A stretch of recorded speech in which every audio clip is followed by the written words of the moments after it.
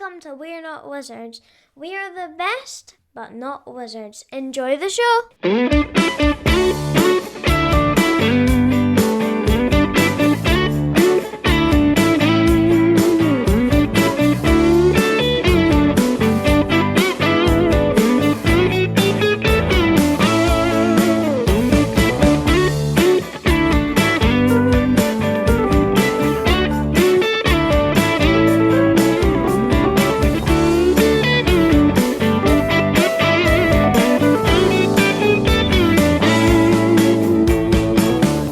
Hello and welcome to another episode of We're Not Wizards. My name's Richard. I'll be your host for July, and it's been a mixture of rain, and it's also been a mixture of like lots of sun.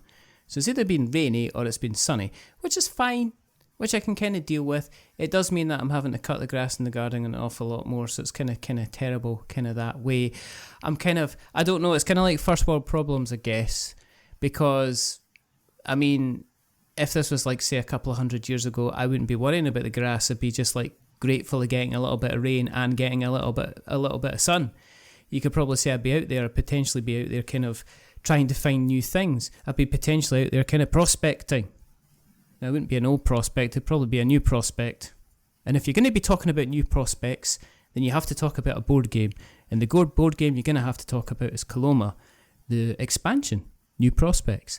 And joining me to talk about Coloma, the prospects, the expansion and the reprint, I've got the wonderful, the fantastic, the amazing, very, very busy JonnyPac. Hey, Jonny. Hi, thanks for having me on. That was a good segue intro. I hope that was improvised because that was amazing. Yeah, I'm kind of. It's the only thing. It's the only thing that I'm good at. Everything else is going to come crashing to the ground, like some kind of burning spitfire, basically. The campaign's doing quite well. I mean, we're at the. It is the. Now, I'm going to say the American version because we do have listeners in America. It's June 13th. But for all you civilized people out there, it's currently the 13th of June. And there's about 6 days left and you're almost at...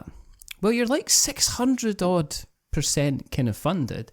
So you're almost at the $200,000 mark. So you must be... Well, how is mood in camp at the moment? It's pretty good.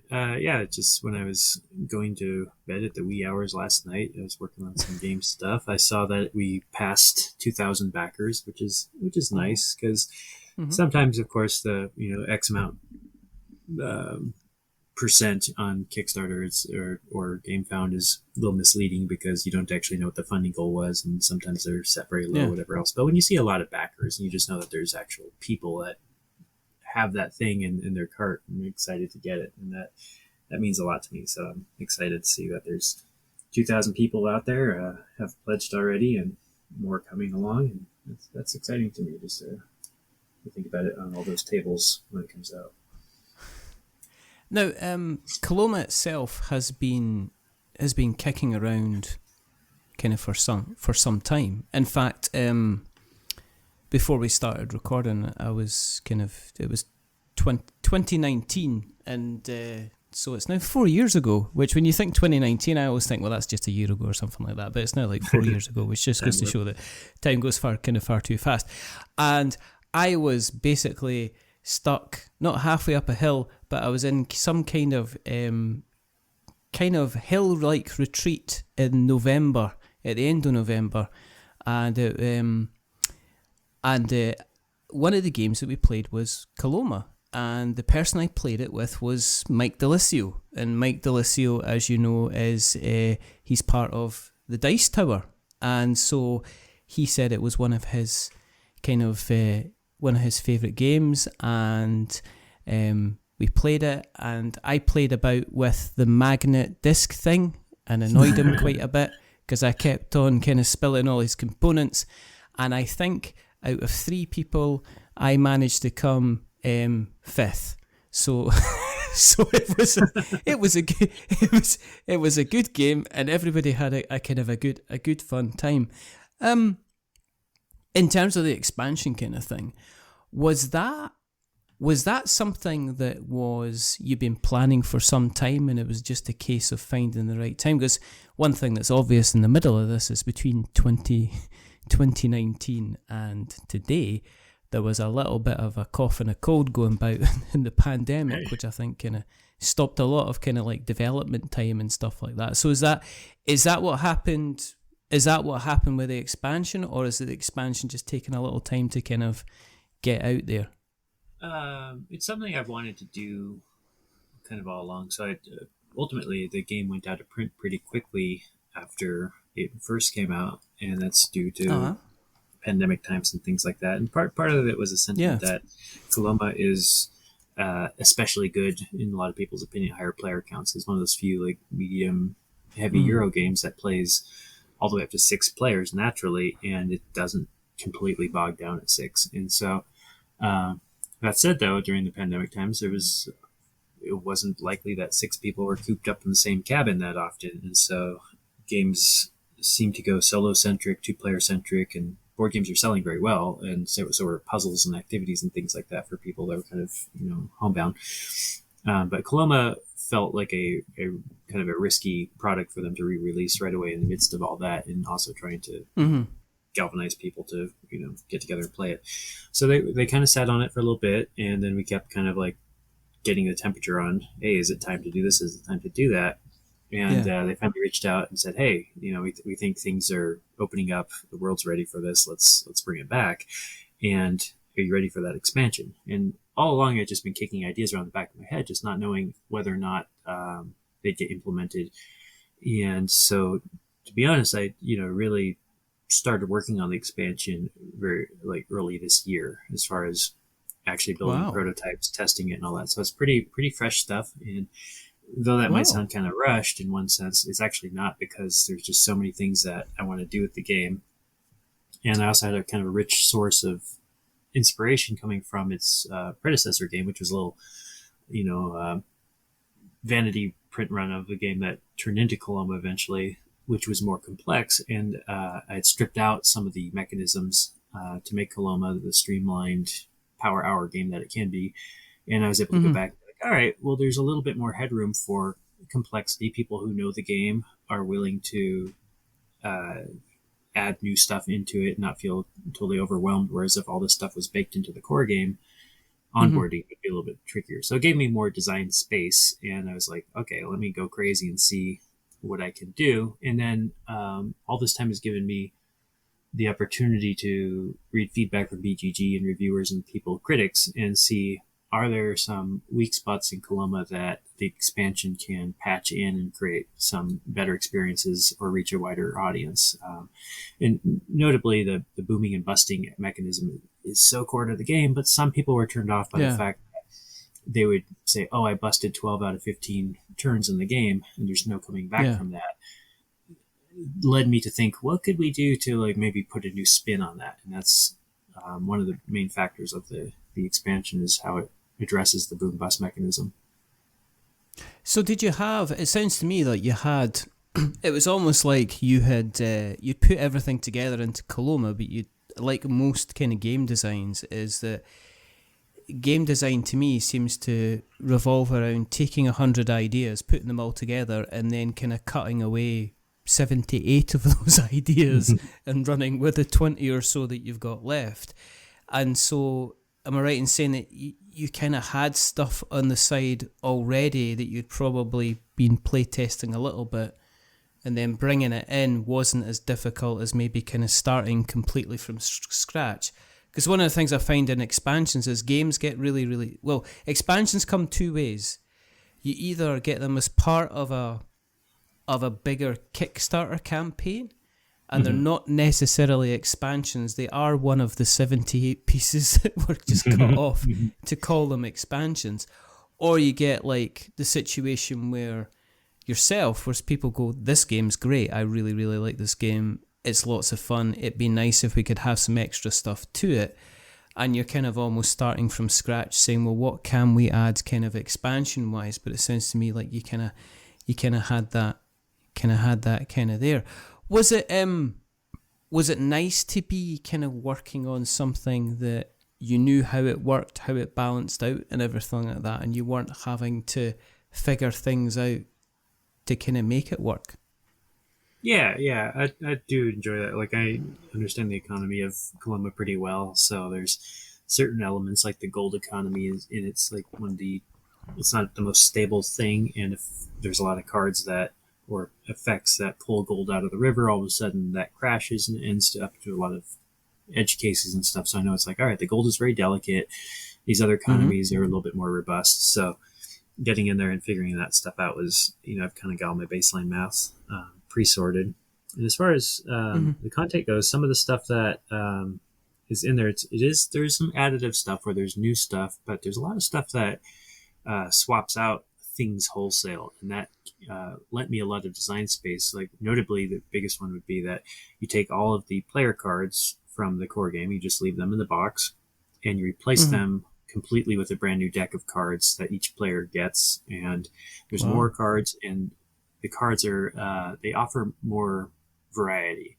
And so the biggest thing is that the icons on the effects are triggered by icons instead of site position. So before, it's like, when I go to site 4 and if I bust, then I can use this particular card. Now it's more matters whenever I move on the map, there's a little map icon, I get to do this action. So whether I do that through a barrel or through a different like backdoor method, the cards can still fire off. So this creates a lot more interesting chain combos and flexibility that the cards didn't have. And then there's some other mechanisms which I kind of pulled back in that got cut, which was there was a little bit more worker placement in the original game, which was as you build cards out in front of you, some of those cards would have worker placement spots in order to do like a powerful action. So it's like, okay, I can go put dudes in the shootout, and then I can put dudes on hotels if you're playing with that module. And then you'd additionally be able to put some dudes on what's now these little outhouse cards. And you go in the outhouse, and the guy's going to stay there for reasons for the rest of the round, and then let you do this really powerful action. And so that's been kind of baked into it. And another mechanism that I kind of pulled from the predecessor game was that there was cards that would get better over the course of time. So you build the card and you put something on it, and then if you wait, the longer you wait, they get more powerful. And now, similarly but different, you have a little marker on some cards that if you trigger the card now, it's fine. It gives you something. But if you bust, it advances to the right. And if you bust again, it advances some more. And then if you cash it out at that point, it has a bigger payout. So it kind of creates this insurance policy that the longer you wait for these certain cards, the more they pay out. And that creates that reverse incentive that, hey, if I want my cards to all, let's say, mature, then it's okay if I bust a couple times on the wheel, because when I finally do cash in, I'm going to have this big epic comeback move. And so that's kind of how the cards go. So in a sense, it's like there's not more cards where now there's 40 something cards to play with. It's like, no, there's 20 cards instead of the 16, I think, in the original. And they're just slightly more complex, and they do more interesting stuff, but it's not like an overwhelming amount of new content or diluted decks, which sometimes happens with expansions. Yeah, that is one of the things you want to avoid with an expansion, because I know some people, they clamor out for an expansion, and then when they get the one, they're like, well, this completely changes the game beyond what I enjoyed about the original game, and it kind of sometimes kind of puts it off, or it adds kind of levels of complexity that puts people off from setting it up with the expansions. I know some games I've seen with expansions look extremely daunting, like Anachrony. And I don't know if you've ever seen that kind of set up with all the different kind of expansions and stuff like that, but it's it kind of like looks like a Christmas feast or a Thanksgiving feast when you see it on the table, and it's just like, I'm gonna need 2 plates. Yeah. To kind of even begin to kind of tackle this kind of entire kind of situation. Stripping it back just a little bit, what, in terms of your approach to your design in general, how do you approach it? Are you someone that kind of like looks at a theme and then says, well, mechanically, how can we gamify that? Or are you the type of person that has you have an idea for a mechanic, and you'll have like a kind of a ring binder at the side of the bed that you wake up sleepily at 3 o'clock in the morning and start kind of jotting down ideas in the hope that maybe you can involve it as some kind of game. What's your process, would you say, Jonny? So I like to think that I work on thematically informed designs, but I am a mechanics first designer, and I would argue that games are mechanics first, because you can have mechanics with no theme and it's still a game, but you can't really just have a theme and no mechanics and get a game out of it. So in a sense, I think there is going to be a little bit of weight and burden that the mechanics kind of need to set the bedrock of everything else that happens after that, even for, story-driven games and things like that. So what I try to do is come up with a novel mechanism, but not just one. It's like, hey, here's a new drafting mechanism. Cool. Like, that's not quite enough for me. And then it's like, okay, how about another mechanism that's kind of novel in some way? All right. And then maybe like a third supporting mechanism. And once I get a few mechanisms I think are going to interlock with each other and kind of create interesting feedback loops, I think that that's enough to be compelling. Because in this day and age, I think it's actually really hard to just come up with like a pure single mechanism and just let a game stand on that. Like, okay, here's deck building, Dominion. That's just straight deck building. You buy cards and you do stuff and you get victory points and you're done. Now it's like you get the Arnax and the Dunes and the Endless Winters, all these games where it's like it's deck building and it's worker placement and they've all got a certain spin on them, right? And so it's like that hybridization is where it becomes interesting.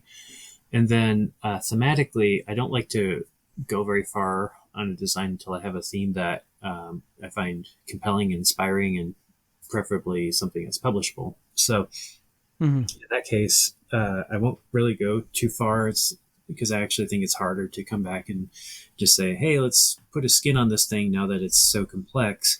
Oh, this track doesn't make sense with that theme. Oh, well, let's just call it something. And everything gets very thematically dissonant. I'd rather have those core mechanisms and then let the theme inform whatever those supporting mechanisms might be. So for instance, like the gold mechanism in Coloma, it's like, well, to me, it makes sense that gold is flooding in the rivers and it comes up and down. The more people have it, the price of it is very volatile based on what's going on. Because there was times in the gold rush where so many people had so much gold that getting laundry done as a service someplace cost more than just buying the new britches. And so people stopped getting their stuff done, and they'd have to come up with like a wheelbarrow of gold just to like get the most basic thing, like breakfast or something. So the economy just at times was extremely inflated and weird, and then there was at times where it was nothing. It's you go bust, whatever else. So that volatility was interesting to me, and that led into that mechanism there. And even the idea of like some of the old West saying, it's like Coloma or bust, so people head out west and they were going to put everything they had into this boom town and try to make it rich there, or risk absolutely getting nothing because somebody else beat you to the spot where it was. And it's kind of this push and pull. And so a lot of things kind of work there. And with the expansion, even like some of the stuff, I live in the Sierras, and one of the things I really love out there is like the rivers. And there's these incredible waterfalls and all these different spots up there. And the rivers in the core game were a little underwhelming. We could just put it that way. It's just like a little tile. It's got a river on it. You put it on your player board and it unlocks something. All the rivers don't actually do anything special. It's just to unlock your player board. And I thought, hey, what if I, expand the size of these things, and the rivers, now become waterfall spots, and they actually have a unique bonus. And then what if you can actually travel to these little things and create like a little route that allows you to go and experience these rivers and waterfalls in different ways, and then unlock some stuff. And those basins around the waterfalls tend to be a place where gold would deposit, or water was nice and fresh, whatever it is. They're kind of just like these attractive spots. And so I wanted to showcase those a little bit. And one of the little inspirations for that track was from one of my favorite games, Russian Railroads. At the bottom of the Russian Railroads board, you got this little thing where you kind of move your little technology wrench or spanner along this little track and unlock little bonuses. What if we tried something like that with the existing player boards, and then these new rivers that are now waterfalls, and the bridges that go on top, and then also create some branching paths that you can say, go down here, it's faster, it's a shortcut, but there's a rattlesnake, so you might end up or get dysentery down there. But if you take the long path and you actually survey the river and put the pieces in that spot, you can actually get these big rewards. And so you kind of go at different tempos. And then the driver of that thing is busting again. So it's one of those things where it's not like, hey, I'm going to go place my guy in the work replacement spot that's just going to let me go explore this thing. It's the consolation prize in a sense. So if you build an engine of cards that also benefits from busting, and then you've got your waterfalls plugged in and all this, and you go and you end up busting because you go to the same spot as all the other pioneers, you get to advance everything that's got that criteria. So your waterfall advances, you unlock a bonus, your cards advance, they mature, and you get these big kind of like back end combo turns based on that. So so that, long story short, that my love of waterfalls and stuff in the Sierras and the Gold Rush era kind of inspired why that whole board is over there and why it is dangerous, because there's rattlesnakes and stuff out there. And it's true, you go out in the rivers and you go swimming, and all of a sudden there's a rattler out there. You're like, ooh, let's take the other trail. So it's all kind of baked into it. Do you then, do you kind of do any kind of historical kind of fact checking then? Because I know it sounds strange, but it's like, if you're kind of doing kind of frontier towns, I think there's enough kind of TV shows and films and books that you can look at to kind of get a general gist. But do you also kind of try and do a little bit of checking just to say, well, did this kind of happen, and does it also kind of maybe have an effect on how you kind of handle kind of mechanics and stuff like that as well? Mm-hmm. Like a real simple one is when the artist came back with the original board for Coloma, he put a bunch of saguaro cactuses on it because it's like old, Western town, bang bang, shoot 'em up, and there's cactuses everywhere. Yeah. And there are no saguaro cactuses in this part of Northern California, so I said, as cool as that looks, I love cactuses personally. There are no cactuses in Coloma. You gotta have to pay those out. There's other things where he put like Easter egg of like Mark and the guys from Back to the Future. Marty and Doc are in there. It's like, well, those can stay. That makes sense because it's funny, but no cactuses, right? So there's certain little things like that where I check up on it, and there's little details like as far as there's a Native American player character that you can play in there, and the tribe that was most prominent in that area was the Maidu tribe. So I just asked the artist, hey, can you put the headdress of the Maidu garb on this character, just so it didn't look like suddenly there's like the typical Apache thing or whatever else like that. It's like, that would just be like phoning it in. So just little details like that. But again, we didn't like get really pedantic about you can't have Wolverine hidden in the cover of the box cover. Well, in fact, he is in there. So there's some stuff that's really kind of silly and splashy, and we loosen up the reins on it. And then other things we pay a little more attention to. And then sometimes there's like kind of oddball things that inspire something. So in the expansion, they just actually announced one of the stretch goals is this cable car tram, and it's like, what?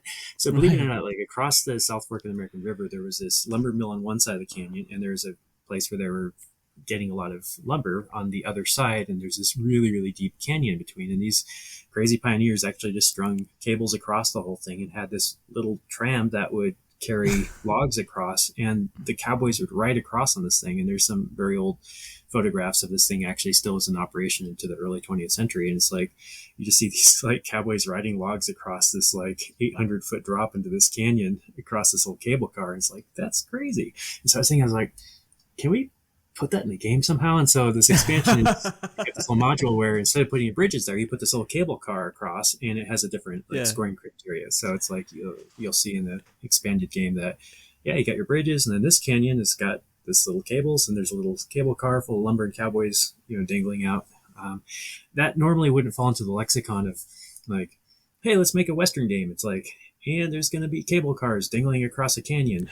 I can imagine the kind of the BGG comments, kind of people going, "This isn't historically accurate," and it's almost like you're going to have to kind of include some kind of pamphlet inside the production copy to say, "Hey, I know you've seen cable cars. I know you're about to go and comment on it, but before you do, here's the picture of what we're kind of talking about." It's almost like you've got to kind of educate it. It's like almost like what Fort Circle games do with their games, like Votes for Women, the Shores of Tripoli, where they kind of put an insert into the historical context behind certain mechanics in the game. You're gonna have to put a pamphlet in New Prospects to say, yeah, you might have noticed a cable car in there, but actually, you know, that kind of did exist. Was game design something you always wanted to do, or was it something you kind of fell into and then kind of went, oh, well, people are giving me money. might as well keep going. I think I got sunk cost fallacy about the money part. I'm still just scraping by trying to be a full-time game designer. But historically, I was kind of homeschooled under a rock and didn't get the usual proper education or go to college and stuff. And then I ended up studying private music with a retired Hollywood Union musician who was a composer and arranger that happened to have retired in the small town I grew up in. So I studied music under him and kind of learned a bunch of neat stuff that, you don't always learn in colleges and all that. And then I took that and got into teaching music privately. And since I didn't have, a degree in anything, I was just teaching a lot of private lessons on either music theory or guitar, bass, my preferred instruments, and retail, and guitar shops, record stores, toy stores, that kind of thing. So I was running an art gallery since I was into art and that sort of thing, and doing music and venue stuff. So I was kind of doing a lot of artsy music hipster stuff. And I got introduced to Euro games in my 20s. And that was really kind of the thing that got me into gaming. I didn't have a big background in RPGs or even video games or Magic or Pokemon or anything. It was kind of I just wasn't into that stuff. I was into other things. And somehow Carcassonne and a few of the Euro games sparked my imagination, because I felt like there's kind of a little bit of creativity in it. Like when you build a Carcassonne map, you're actually just building this big beautiful thing, and you're putting little meeples on it, and all the little ornaments, put the pig in this farm and all these other little things. It got me kind of excited. I really enjoyed it. It just felt like a fun activity, and it was also compelling strategically, and it didn't feel as regimented as things like chess and Go, where it's there's some little kid that goes to chess camp every summer. He's just going to whip the pants off you, and you're always it just didn't have that same kind of thing. It's hey, this is relatively new, and now there's Carcassonne champions and all that, but at the time it felt like this is inviting. You can just go in here and play this game, and it's strategic, but there's a little bit of randomness and luck, and it's aesthetically pleasing.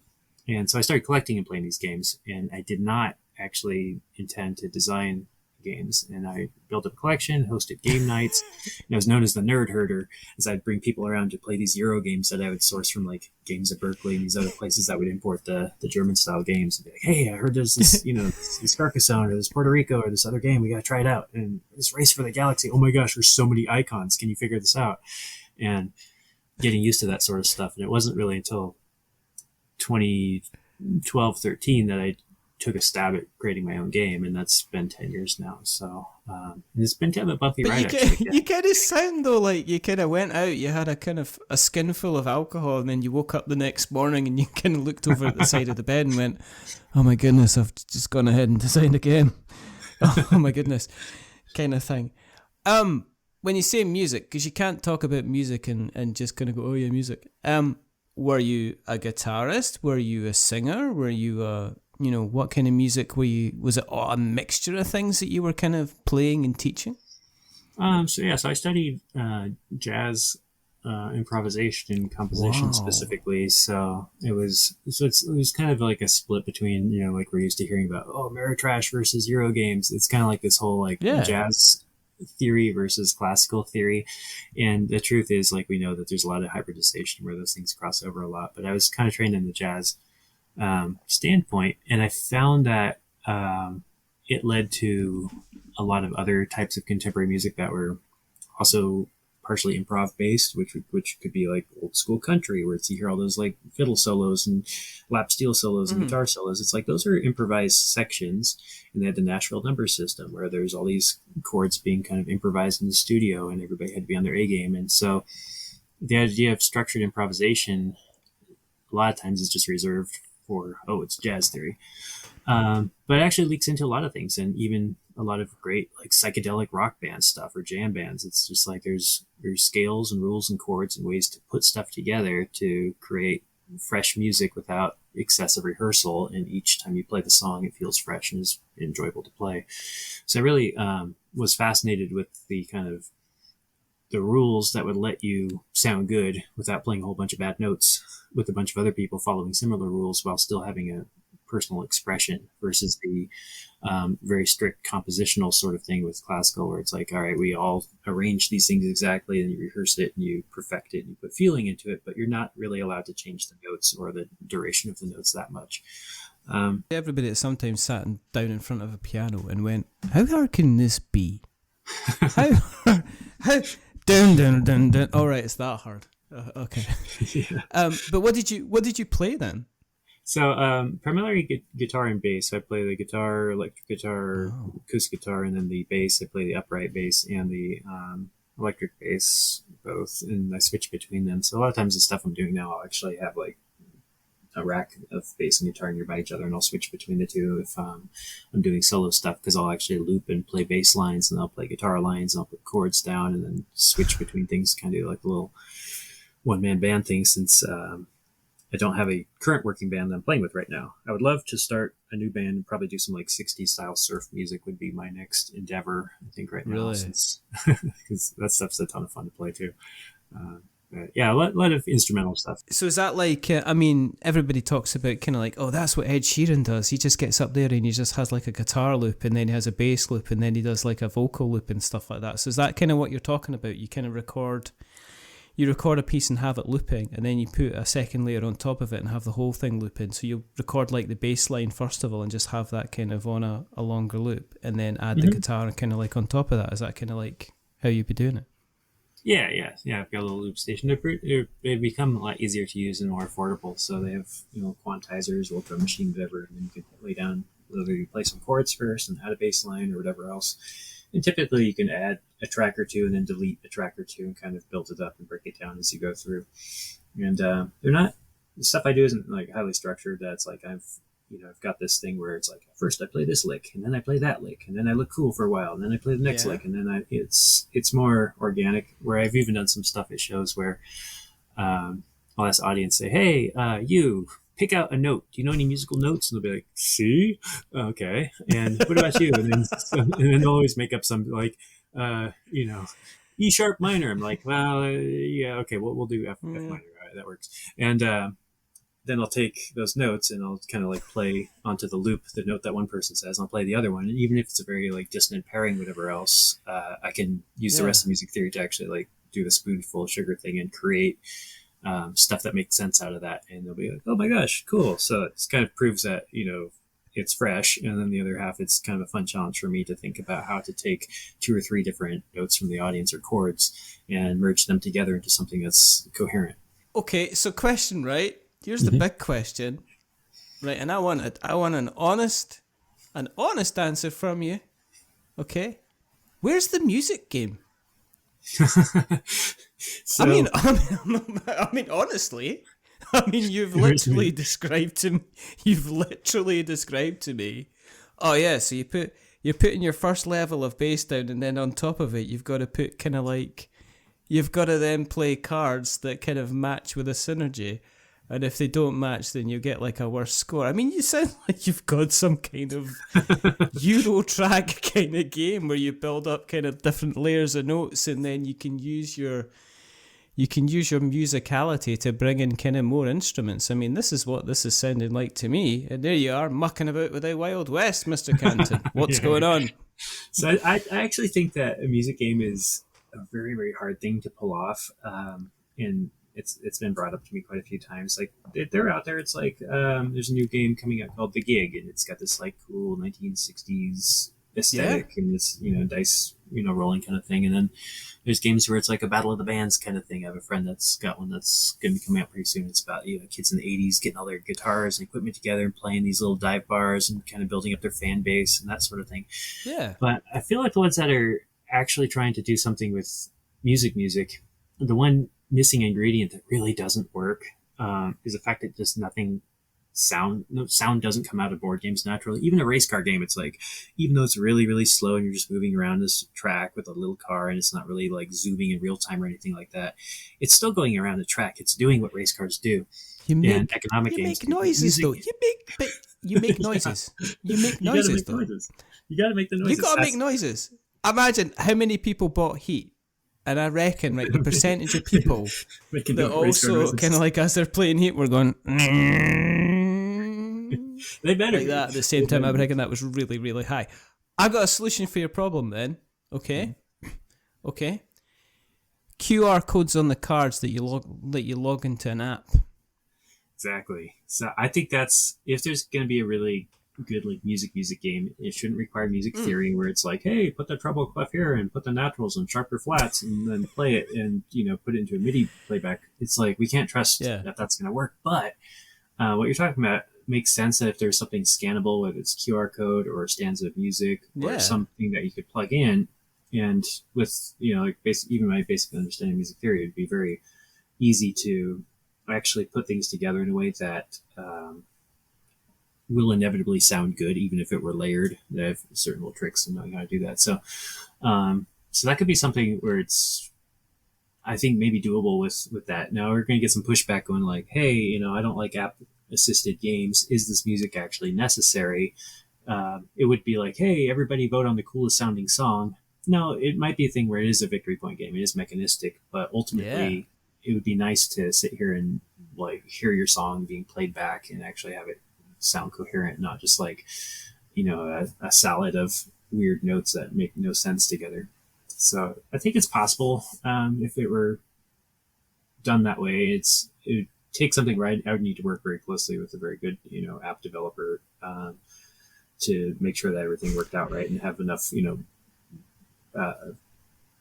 backing from say a publisher to put behind that. I wouldn't go out of my way like I normally do. Prototype on spec and just do this. I'm not going to hire an app developer just be like, hey, would you make this prototype for me, and then I'm going to go pitch it. It would need to be part of like a bigger project that got commissioned, I think. So coming in Kickstarter 2024, JonnyPac and Cephalofair Games is The Sounds of Gloomhaven. You know what? It might happen. I know those guys. Do you know what I mean? That's it. I just, as I say, I've just spoken to Ross Thompson not too long ago. I mean, I can email him and say, look, you're just doing your festival, and I'm listening to your festival. I ain't hearing no music. You have a big campaign, but all I'm hearing is the sound of change, and I'm not hearing the sound of kind of, the Gloomhaven flute. That's right. What the vice president, Price Johnson, the vice president of Cephalofair, is also kind of local to me. And he's actually been a singer in rock bands for as long as I know. He's got this really nice, like, high tenor voice. He does cover bands, all that kind of thing. So I think there's a sweet spot there. So maybe next episode, Price like, hey, my man. I think we're on to something, and I think we should pitch it. Once obviously Coloma's funded and it's going to be there, but I mean, it sounds to me like we need to be kind of going on. Am I right in saying that you kind of put your head above the parapet and kind of said, okay, this is actually how much I've made as a board game designer in terms of money? I've posted some stuff. So on Twitter, there's been this trend of designers kind of showing their earnings, and I'm not sure actually where that started, but I'm fine with it. It was definitely enlightening to see some other designers going like, oh wow, you actually make money doing this. So because it feels like a lot of people's side hustle or something that they do just for the love of it, but then there are full-time designers, and then you got your people who've made some mega hits, and just by doing simple math that they've made over $1 million off of one game alone if it goes really, really big like that. So the upward potential is there. But that joke when you get into game design, it's like, hey, when you make the next Monopoly, don't forget about me. Send me a postcard. Haha. I'll say I know you win. Yeah. And then, truth comes out to you tell them what kind of royalties they actually get and how much stuff has to sell and sell through and, all this other end of it. And you just go, are you even making minimum wage? You go, not usually, for the amount of hours. Exactly. So, but the upward potential is there that, if you do knock one out of the park, it will make up the difference where it's like, for the wingspans and Gloomhavens and things like that, they're substantial. So as far as what I've done as a designer and a developer, they're kind of sometimes overlap and sometimes they don't. The developer tends to be something where I will do a flat fee particular project, or a small percent of a one-time small percent of a campaign, or an hourly thing if it's ongoing to, or a consultant thing where it's just like, hey, X amount, we spend 1 hour, we sit down and look at it. That's one source of income, and I kind of got into that because the royalty games, it's very slow. So it's like, you think of a game, you design the game, you pitch the game, it goes into crowdfunding, it gets into production, it goes 6 months overseas, it goes into distribution, it sells, and then the company that is selling it pays out quarterly at best, sometimes yearly, December 31st you get an invoice for something. So sometimes when you design a game and by the time you get paid anything for it, contingent on it being successful, one of the weird little metaphors is like, sometimes that's a 2 or 3 year process. So if you thought about it in other things that take a number of years, you could think like sometimes the entire presidency in the United States will take that long, or somebody will meet somebody on Tinder, get married, have children. Those kids will learn to walk and talk by the time your game comes out and you get paid for it. So it makes you really learn to hold your breath for these long periods of time and become kind of agnostic about how much you're actually going to make on the back end of that thing, because you can't really know until it sells. And if it's just a one print run thing, you have to start over and start a new game. If it sells multiple print runs, you go, okay, this is going to have a longer tail on it and still maybe diminishing returns. And then you're always looking at, are you going to get that big smash hit that's going to have some gonzo Kickstarter, and you get your chunk from the Kickstarter enough to carry over for the next, however many years. Well, it gives you time to create your next crop of games or expansions in order to support that success. Yeah, and I think one of the things I think that people forget is they go, oh, well, these designers are making lots and lots of money. They must be. And it's like, well, no, because the retail price, is like, normally the retail price is kind of like there's a cost price in there. So the designer isn't even getting the whole retail price. In fact, they're usually not getting anything of the cost price. In fact, they're usually not getting a huge amount of that anyway. So even like on like a $60 game, if they're going for retail and that game is like costing $40, then, that's instantly then, and then it's saying, well, okay, it's 25 to manufacture, or it's 15 to manufacture, because we managed to do a 3,000 unit print run instead of a 1,000 unit print run, then, that it's kind of economies of scale. So a designer can end up getting kind of next to very small per unit, which is sometimes it's a case you sign up for a kind of a fee. And being involved in I'm getting kind of more involved in a business point of view from kind of cost prices for games and how much they actually are. And it's like, I think there's people that run very, very successful dreams as opposed to people running very successful businesses. I think there's a lot of people that wash their face when they run a Kickstarter. I don't think there's many people that kind of run a very successful Kickstarter and then that's it, they're doing a career out of it. Kickstarter seems to be, you can get some people, I have seen businesses that have done like 6 figures on Kickstarter and they do one game and that's it. You never hear from them again. Because in the background, because they're great at the design side of things, but when it comes to the business side of things, it's like, we didn't realise there was all this business stuff to take care of. And then it's like, they've not gotten it out afterwards. So it's like, yeah, I developed this Kickstarter, this game I developed for 6 years and it's out there and people are playing it. But I didn't know what I was meant to do once I successfully funded as well. And I think there's this misnomer that board game industry, because there's certain parts of it that make lots and lots of money, and there's certain companies that have like continual evergreen titles. I mean, we're talking about, you mentioned Wingspan, and it sold, it must be almost like, I think it's about 1.6 million copies or something like that. Yeah, but I think last I checked, it was 1.7, 1.8, something like that. Yeah. It's a lot. But I don't think Red Rising sold that many as many copies. Right. I mean, I don't know if Scythe sold as many copies. So even somebody like Stonemaier Games, yes, they have evergreen, and they've built up a catalogue, and they do have kind of like evergreen games that will continue to sell. But I don't think it's like design a board game, stick it on Kickstarter, have a successful Kickstarter, and actually kind of sort it out. But I think there's a lot of people that kind of think that, and they think that Kickstarter people are made of money, which is a kind of a strange situation to kind of be in.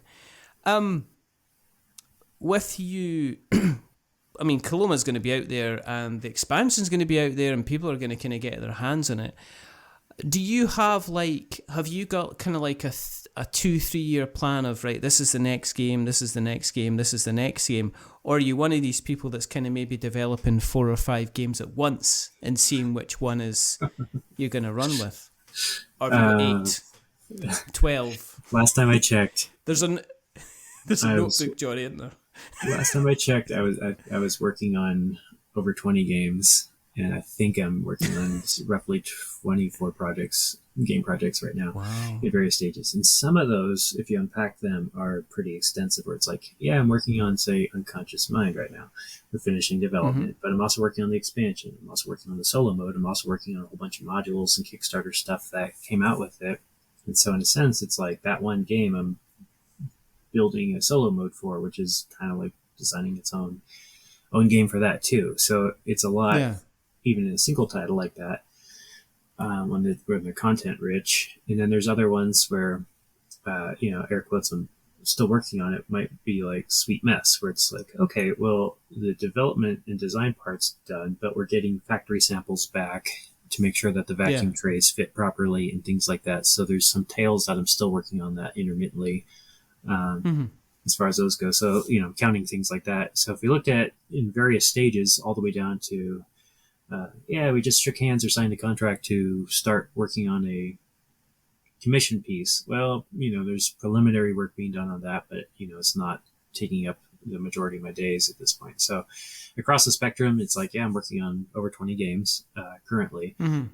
As far as like highly focused stuff, it might be 3, 4, 5 games at once, and it tends to be the squeakiest wheel that's going to get the oil. So like Coloma content is like, I've been working really hard to make sure that the campaign stuff is ready, and then also rolling out stuff for the stretch goals and making sure that those work, and talking with Will the Hungry Gamer, make sure that the solo mode is going well and being tested, and that's all kind of coming together, and then doing some stuff that we'll be doing in post, which is making a really, nice rule book, giving the graphics, facelift, whatever it needs to kind of get done, right? So that one's a primary focus. Unconscious Mind is, with Fantasia, is a big focus right now, because we want to get that out to backers as soon as possible, but also make it the absolute best product we can. Then there's stuff that's kind of kicked way out in the future, where one cat that's been let out of the bag is that Fantasia got the rights to Wolfgang Kramer's Colosseum, which used to be a Days of Wonder game. It's one of my favorite games. I was really, really excited that the license was available, and so we get to do like a deluxe new version of that and make some little tweaks and modules and things for that. So it's cool to basically be emailing back and forth with him, and then getting some artwork from the Micho, who's doing the artwork, and Ian O'Toole's doing the art direction on that. And so kind of corresponding, like, hey, if we redesigned the map to be like this, is there enough room for the players' Colosseums to expand this way and that way? And, being very familiar with the gameplay myself, I'm able to look at, yes, this looks cool, but it also needs to be functional, and find that medium ground. So intermittently, like, working on something like that is part of what I'm doing. And so am I the designer of that game? No, but I'm helping develop and be the glue between the designer and the graphic designer and the artist to make sure that the gameplay stuff still really resonates well. And then we've got people sourcing, blinging it out. What can we add to make this really deluxe, or make this as good as your version, much better? So just being involved in that project. It's interesting. It's interesting that you mentioned Wolfgang Kramer, because, and the reason I kind of looked to the side there, and nobody, you can't, because this is audio, So everybody's going, this doesn't make any sense. But I look to the side because I've got a copy of Big Boss. Oh yeah, Wolfgang Gamer. Yeah, it's it's one of Funko Game Prospero Hall. It's one of their recent things. I'm wondering if Wolfgang's just going about kind of saying, "Do you want a game? Do you want to work on this game? Do you want to work on this game? Do you want?" If it's kind of gone through a thing of I'm handing out all my IPs like sweeties to hungry children to see who wants to kind of catch them on. So are you getting some of your stuff? Are you kind of working almost like as a consultant, a kind of a developer consultant for some of these companies as well? Yeah, absolutely. Especially for Fantasia at this point. I was doing it more freelance for a bunch of companies, helping out with like Elf Creek and Alley Cat Games and more stuff with Final Frontier and Duranda Games. So I was staying busy, kind of spread with that. But I'm consolidating. What stuff did you do for Alley Cat Games? Sorry. Oh, so Alley Cat, I worked on Arborea, which was on Kickstarter last year. And it's got that really cool, splashy fantasy animal kind of artwork. It's really, really cool looking, and that's beautiful looking game. I think so, yeah. And that's the new designer, Danny Garcia, who's also has a game coming out very soon from Board and Dice called Barcelona. It's a Euro game, looks really cool. And he's a upcoming designer from Spain. He's really, really good at what he does, and it's a pleasure to work with him. Am I right in saying that they've got about 3 or 4 games across different places, all kind of in the fire? I think their name has gone from nowhere to all of a sudden kind of being known a little bit far and wide at the moment. He's got quite a few things signed, and yes, I think it's one of those things, like once these all actually start coming out in stores and stuff, it's suddenly be like, where'd this guy come from? Because he's got just good games popping out, and he's had this back catalog. He works really quickly too, which is nice. I've seen him, feed him an idea, and he comes back a couple days later, and it's really well fleshed out and all that. So he's just very, very dedicated to his craft, which is awesome. I hate him already. It's like, and there are people like there you could just say, right, okay, so I'll tell you what, it's this type of game. They go, yeah, well, you need to do this, and you're just like, yeah, I hope you get to the top of the stairs and realise you aren't at the top of the stairs, and you do that extra stomp step, and everybody and somebody who's important to you in your life sees you, and you're embarrassed forever doing this stompy stop at the top of the steps. So there you go. I know that step. I've done it myself. I've started like going out of rooms and going into other rooms and going, what am I in this room for? What am I like tonight, right? Okay, I'm moving some games downstairs, right? And I must have gone upstairs like 4 times to bring down the same game, and I managed to bring down. Do you know how many times I managed to bring the game down? None. It's still up there. It's still. I was going to bring Oath down. I was going to bring Oath downstairs and unpack it and look at it and kind of organize it further and stuff like that. But no, I came down with like Indiana Jones: Sands of Adventure and Excavation Earth and the new one of the Lord of the Rings games, and I've got Big Boss there as well, and I've not got Oath. Why have I not got Oath? Because I'm old, Johnny. Because you're lucky you're actually speaking to me tonight, and I've got trousers on, and that's all I'm going to say to you, And I've even had a coffee. It's absolutely ridiculous. Going back, let's do the circle. The circle is complete. What is the entrance fee for Coloma New Prospects? If you want to go ahead and back the project, how much is it going to cost you to get in the door? And if you don't know, I've got it right here. Well, you click. How much am I charging people for the games? I can tell you now that the Coloma Deluxe Edition, which is one physical copy of the Coloma Standard Edition with the Deluxe Upgrade Pack with all applicable unlocked stretch goals, is $79, which is about, I don't know, £66 or something. If you want just the New Prospects expansion by the art by the Miko that we forget because they do some stunning art, is $29. And if you want to go for the mother load pledge, that's the one. That's discreet. Who came up with that? Was that you? Because it's absolutely shockingly bad, terrible, bad form. It is $159. which is roughly, with our exchange rate, it's roughly about $147.73. So there you go. Have I missed anything? I don't know if I have. Well, that comes with Fistful of missed Meeples and the Fistful of Meeples expansion. So you're actually getting 2 games and 2 expansions and the big box and all the deluxe game tray stuff with that. So it's a lot of content. And a cuddly toy, and an espresso machine, and Johnny's undying love as well. That comes with big, and his own. If you send him a message, he will send you a 5-minute ringtone using the jazz flute that you can add to your phone as well. So that's nice. I'm just adding in stuff that you have to do. Oh, you've got the Pioneer Pledge, which is a physical copy, a deluxe upgrade in the Coloma New Prospects expansion, which is $108 or £100 roughly. And what we'll do is we'll make sure we put all these in. We'll put a link to the campaign. I'm not writing this all out. Oh my goodness, I'm lazy and stupid. We'll put a link to the campaign in the show notes so we've got notes to show. If people have listened along tonight, Johnny, and they've went, he sounds interesting, how do I find them? Where do you exist on the internet webs? I've got JonnyPac.com, so JonnyPac.com. It's just got some design stuff. I'm on BGG, and I'm an active user on there, so I'm always answering rules questions and things like that, or it can be geek mailed.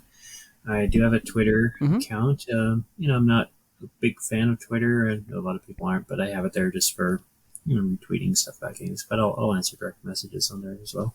So I'm pretty easy to get hold of. It's not hard, and I'm pretty responsive, so I usually get back to people within a day or two. Awesome. And as I say, we'll put all the links in the show notes so that we've got notes to show. If you want to keep an eye on what we're up to, go to the internet webs and search for We're Not Wizards, and you'll find us in all these wonderful different places where they set up stuff on hosting, and then people come along and have fun and parties and stuff like that.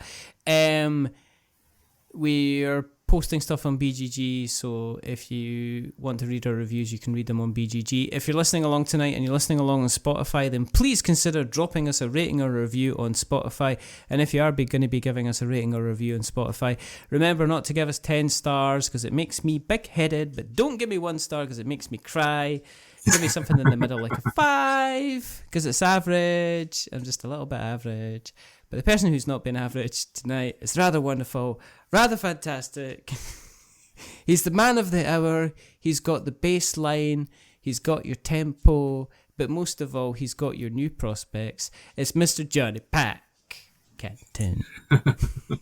Thank you for coming along, sir. It's been an absolute pleasure. There's only 2 more things to do. The first thing to do is to remember that we're many things, but we're not wizards. Are we wizards, Johnny? No. Are we wizards, Johnny? You're definitely not. Definitely not. And the other thing is to say goodbye. So it's a goodbye from Johnny. Say goodbye, Johnny. Bye. And it's a goodbye from me. Remember, stay safe, roll 6s, and make something awful. But also, get yourself onto some Coloma before it runs dry like the river. But until the next time, goodbye. A wizard is never late.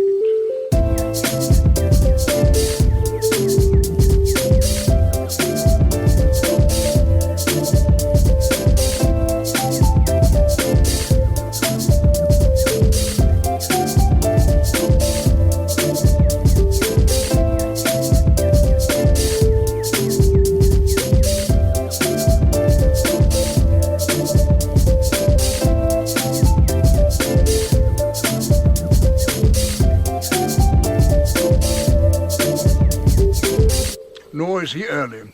He arrives precisely when he means to.